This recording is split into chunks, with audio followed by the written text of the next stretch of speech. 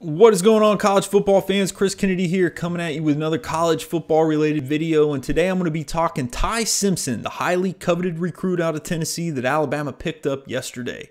I'm going to talk why I think he chose Alabama, some pros and cons that I've seen on film, and what Alabama fans can expect from him whenever he sees the field.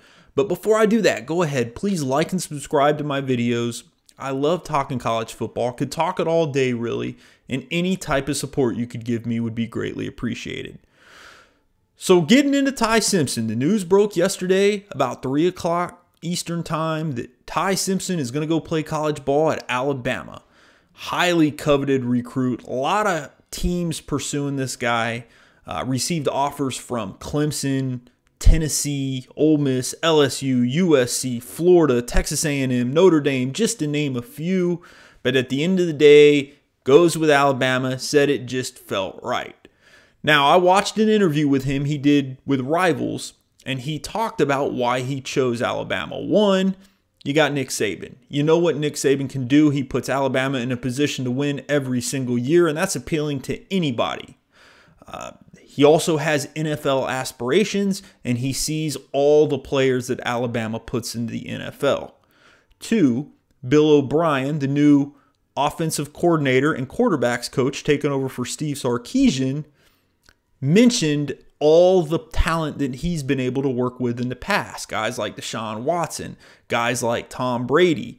And that is definitely something that is appealing to guys who have NFL aspirations because the credibility is there. And this is something that when Bill O'Brien was brought in, I thought he could use to his advantage when it came to recruiting. You got a great college coach, the best ever to do it on one side. You got a guy who has experience in the NFL. So you get a little bit of both. And I think that's just going to be a huge benefit for Alabama when it comes to recruiting. In that interview, he also mentioned that, look, he knows nothing is going to be given to him. He's got to go in. He's got to work hard. He just wants to be one of the guys. And even if he could only play for 1 year, that would be a win in his mind. And he feels that he could show people what he could do. That's a good outlook to have because a lot of these five-star recruits come into Alabama and they, I think, feel that they're going to be playing right away. Now, they're told they won't be playing right away, but as a young kid who everybody is pursuing, you don't always have the right mindset at that time and when you're at that age. And then reality sets in. You see all these great players around you, and it just doesn't work out for whatever reason. We've seen five-star recruits go to Alabama in the past and never play before or not have the type of college careers that everybody expected them to have. So when I saw that stuff on that interview, I really took it as a positive. Now, some of the things that I've seen from Ty on film, some of his pros and cons. Pros, he's got great size. He's 6'2". Maybe he grows an inch or two before he comes to college.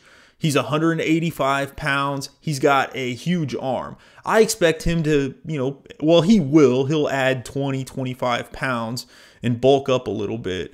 And that huge arm is just a great tool to have. The potential is already there. He can make all the throws, opposite hashes, everything. He can put the ball anywhere.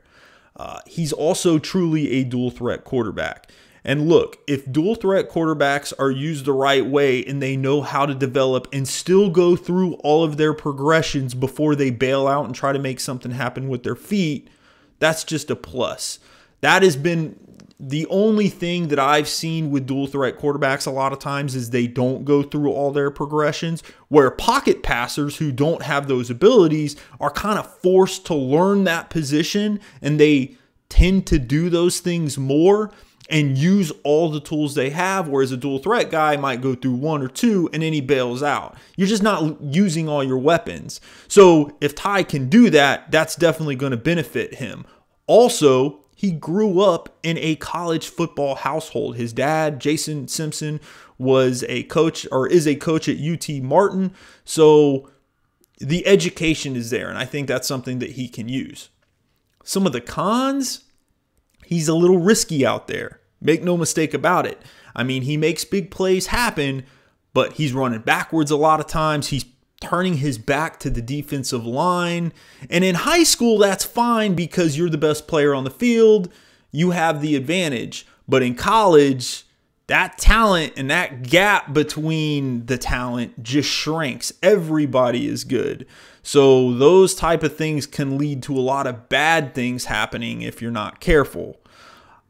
You know, the other piece that I saw when I watched film too is it looks like he needs a little work on accuracy. There's a lot of times where he's making throws and the receivers are waiting for the ball. Now, granted, he's only a junior. These are all things that have time to work themselves out.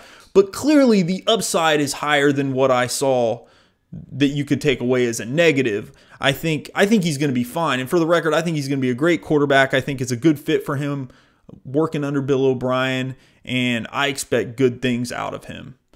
Now, what we can look forward to if you're an Alabama fan, holy cow, it's going to be exciting. I mean, there are going to be times where you're jumping up and down going crazy, and then there's going to be times where he's going to make you want to pull your hair out because I believe he will take chances.